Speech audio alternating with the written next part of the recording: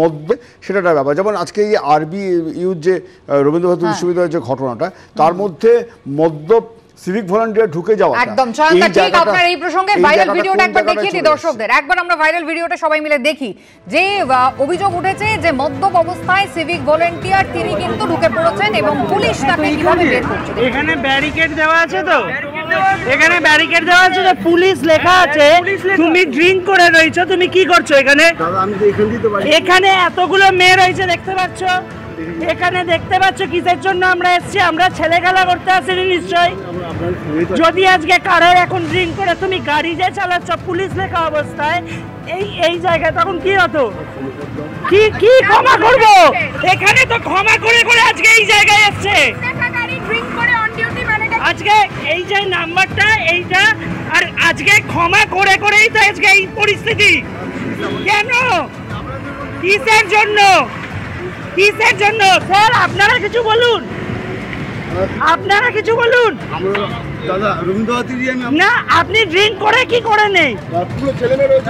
না স্যার বলুন, দাঁড়ান আপনি কি বলছেন? উনি ড্রিঙ্ক করে মেরে দিচ্ছিল।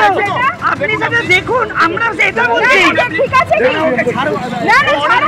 বাহ বাহ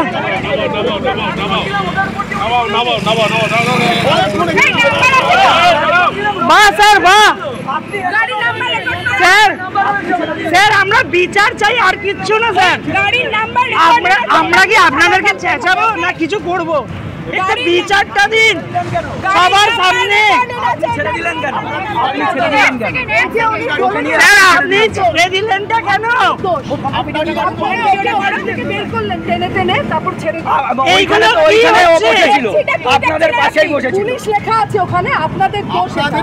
এই হচ্ছে বলুন স্যার, আজকে যদি আমরা ড্রিঙ্ক করে চালাই আপনারা ছেড়ে দেবেন?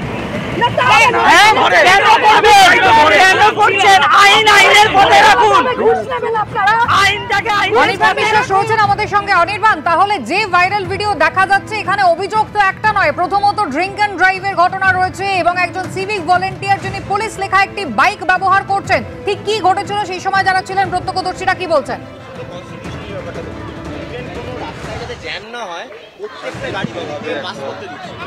আমরা ভিডিওটা দেখেছি এবং সেখানে উনি যে ছেড়ে দিচ্ছেন সেটাও ছবিতে রয়েছে।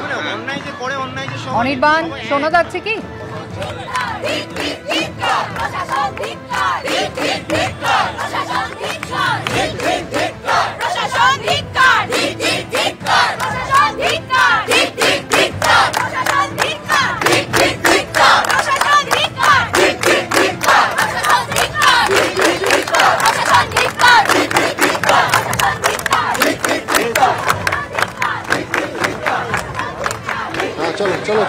অনির্বাণ এই মুহূর্তে আমরা দেখতে পাচ্ছি যারা প্রত্যক্ষদর্শীরা যারা এই মুহূর্তে রাস্তা অবরোধ করে রয়েছেন, কি বলছেন তারা? ঠিক কি হয়েছিল গতকাল রাতে? দেখো, প্রথম কথা তাদের মুখ থেকে একেবারে জেনে নেই যে গতকাল রাত্রে কি ঘটনা ঘটেছিল। আপনারা এখানে পুলিশের পারমিশন নিয়ে বসেছিলেন, সেখানে কি ঘটলো এমন যে যার জন্য রাস্তা অবরোধ করতে হচ্ছে আপনাদের? পুলিশের পারমিশন নিয়ে আমরা আমাদের যে আরজি করের যে ঘটনাটা ঘটে গেছে, যার প্রোটেস্ট আমরা 14 তারিখ রাত থেকে করছি, প্রত্যেকদিন কেউ না কেউ কোথাও না কোথাও রাত যাচ্ছে, সেরকমই গতকাল রবীন্দ্র ভারতী ইউনিভার্সিটির ডাকে আমরা এরকম একটা পিসফুল প্রোটেস্ট নিচ্ছিলাম, যে আমরা রাস্তা জুড়ে আঁকা লেখা এবং গান গেয়ে জমায়েত করছিলাম।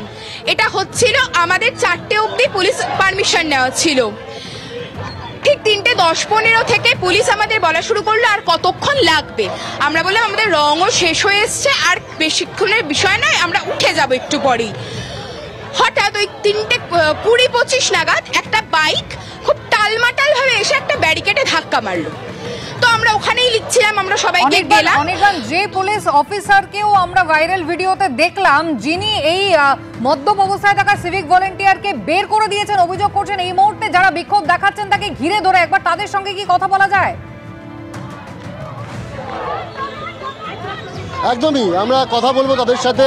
এখানে দেখতেই পাচ্ছ যে পুলিশ কর্মীকে মাঝখানে রেখে কিন্তু প্রত্যেকে এখানে তারা বিক্ষোভ কর্মসূচি চালাচ্ছেন। কেন তারা বিক্ষোভ কর্মসূচি চালাচ্ছেন? আপনারা পুলিশ কর্মীকে সামনে রেখে কেন বিক্ষোভ কর্মসূচি চালাচ্ছেন?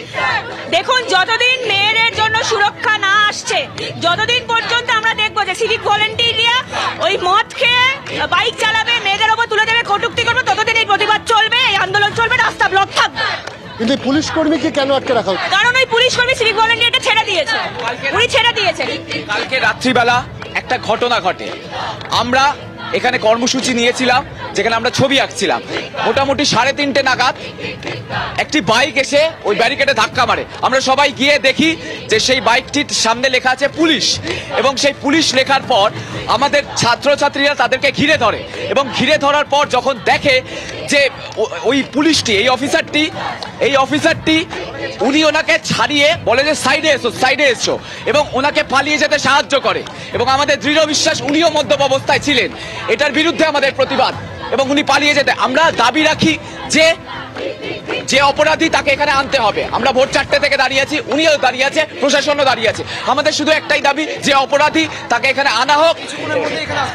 উনি কিছুক্ষণের মধ্যে এখানে আসতে পারতেন। ওনাকে নাকি কাস্টাডিতে রাখা হয়েছে, ওনাকে রাখা হয়েছে সিধি থানা, এখান থেকে ডিস্টেন্স 5 মিনিট 10 মিনিট। কিন্তু আপনারা কি চাইছেন যে অভিযুক্ত সিভিক ভলেন্টিয়ার এবং পুলিশ কর্মীর বিরুদ্ধে ব্যবস্থা হোক? একদমই হোক। এনার বিরুদ্ধে যিনি সাহায্য করেছেন তার বিরুদ্ধে, এবং যিনি করেছেন তার বিরুদ্ধে শাস্তি দিতে হবে, কঠোর থেকে কঠোর শাস্তি। আমরা এফআইআর করছি, এবং আইনগতভাবে আমরা আমাদের দাবি জানাচ্ছি, আইনগতভাবে আমরা আমাদের পদক্ষেপ নিয়ে